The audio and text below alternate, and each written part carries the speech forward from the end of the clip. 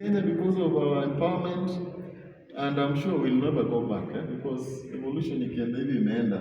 Hata hao nao at some point watafika penye Kenya imefika, na sisi nayo pia tutakuwa in another level, so you can be sure we are on the right track. We are really not losing it.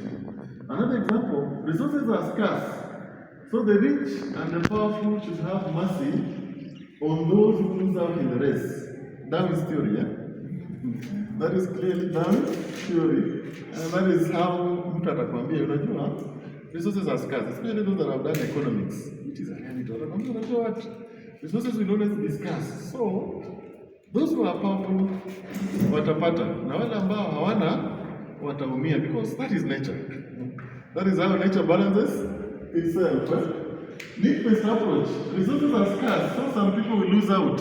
Still closer to that, and it seems very real, hata from the Christian point of view, unasema hata yule mwenye ana atanyang'anya